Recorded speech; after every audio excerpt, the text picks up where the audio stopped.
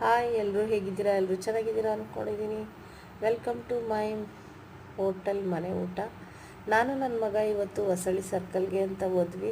ಕಾರಣ ಇಷ್ಟೇ, ಗುಡ್ಡೆ ಮಾಂಸ ಚೆನ್ನಾಗಿರ್ತದಲ್ಲಿ ಅಂದ್ಬಿಟ್ಟು ಗುಡ್ಡೆ ಮಾಂಸ ತಗೊಂಡು ಸೀದಾ ಮನೆಗೆ ಬಂದು ಮಸಾಲೆ ಎಲ್ಲ ಅದಕ್ಕೆ ರೆಡಿ ಮಾಡಿಕೊಂಡು ಮಸಾಲೆ ಎಲ್ಲ ರುಬ್ಬಿಟ್ಕೊಂಡೆ. ಮಟನ್ನು ಎಲ್ಲ ತೊಳೆದ್ಬಿಟ್ಟು ಒಂದು 2-3 ವಿಸಿಲ್ ಹಾಕಿಸ್ಕೊಳ್ವ ಅಂಥೇಳಿ ಕುಕ್ಕರ್ನ ಮುಚ್ಚಳ ಹಾಕಿ ಮುಚ್ಚಿಟ್ಟು ಅಡುಗೆ ಮನೆ ಎಲ್ಲ ಸ್ವಲ್ಪ ಗಲೀಜಾಯಿತು. ಅದನ್ನೆಲ್ಲ ಕ್ಲೀನ್ ಮಾಡುವಷ್ಟರಲ್ಲಿ ಮಟನ್ ಸಾರು ಕೂಡ ರೆಡಿ ಆಯಿತು.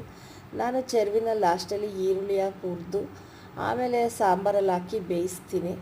ಕಾರಣ ಇಷ್ಟೇ, ಚೆರ್ವಿನ ಎಣ್ಣೆ ಈರುಳ್ಳಿ ಹಾಕಿ ಹುರಿದ್ರೆ ತುಂಬ ಚೆನ್ನಾಗಿರುತ್ತೆ. ಬಿರಿಯಾನಿಗೂ ಅಷ್ಟೇ ಅದೇ ಥರ ಮಾಡಿ ಸೂಪರಾಗಿರ್ತದೆ.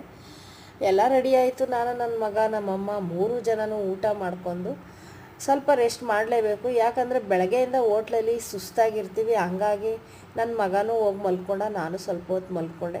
ಓಕೆ ಫ್ರೆಂಡ್ಸ್, ಬಾಯ್. ಇಷ್ಟ ಆದರೆ ಸ್ವಲ್ಪ ಶೇರ್ ಮಾಡಿ, ಸಪೋರ್ಟ್ ಮಾಡಿ.